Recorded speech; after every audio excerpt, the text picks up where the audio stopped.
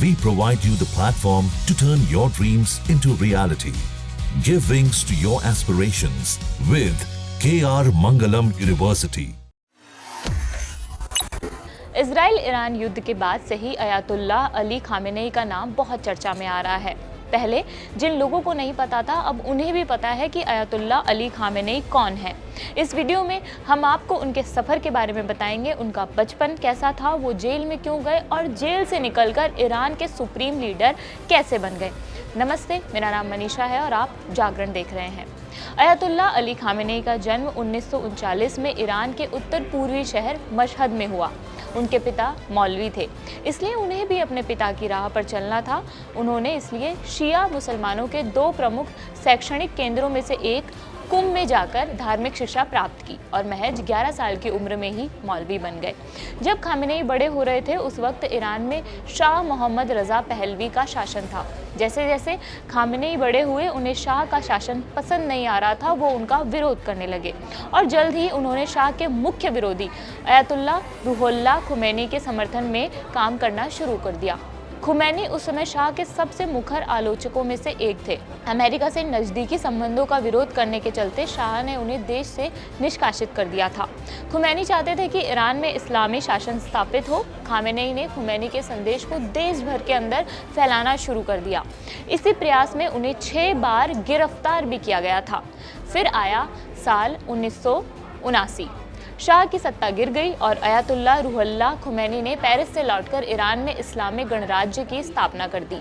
Islamic Iran में अब शासन की बागडोर मौलवियों के हाथ में थी और उन्हीं मौलवियों में से एक अली खामेनेई का भी था। वह बहुत कम समय में खुमैनी के सबसे करीबी सहयोगी में से शामिल हो गए। इसी साल तेहरान में अमेरिकी दूतावास पर कब्जे की घटना भी खामेनेई की ने अहम भूमिका निभाई। इस घटनाक्रम के बाद अमेरिका से संवाद स्थापित करने की जिम्मेदारी भी उन्हें सौंपी गई।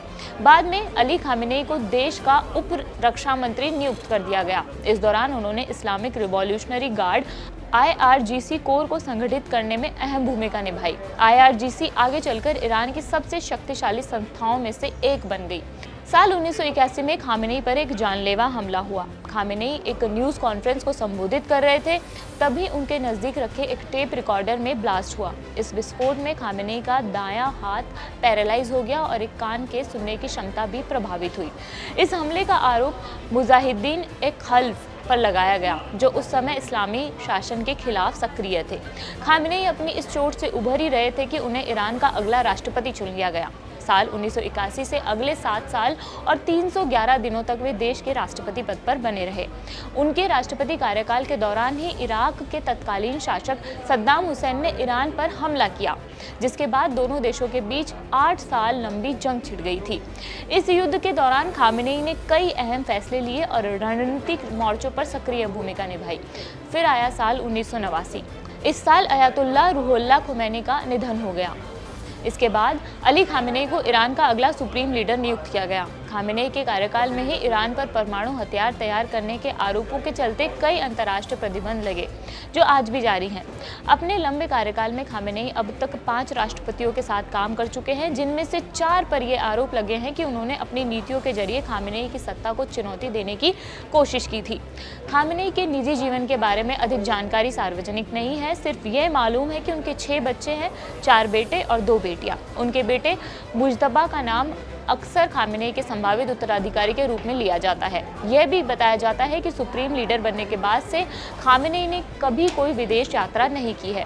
अयातुल्लाह अली खामेनेई अमेरिका को बड़ा शैतान और इजराइल को छोटा शैतान मानते हैं। अमेरिका और ईरान के बीच संबंध लंबे समय से तनावपूर्ण रहे हैं और इसके पीछे कई ऐतिहासिक घटनाएं रही हैं। जैसे साल 1953 में अमेरिकी खुफिया एजेंसी CIA और ब्रिटेन की मदद से ईरान में हुआ तख्ता पलट, साल 1979 की ईरानी क्रांति, तेहरान में अमेरिकी दूतावास पर बंधक संकट, ईरान के साथ 8 साल लंबा युद्ध, ईरान का परमाणु कार्यक्रम और डोनाल्ड ट्रंप से टकराव जैसे मामले।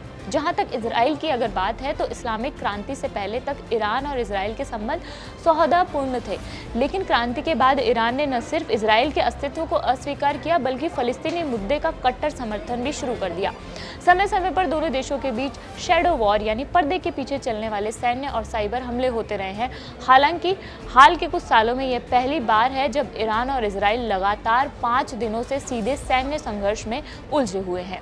इस खबर में फिलहाल इतना ही। आपको ये खबर कैसी लगी हमें कमेंट बॉक्स में बताइए। मेरा नाम मनीषा है और देखते रहिए जागरण। शुक्रिया।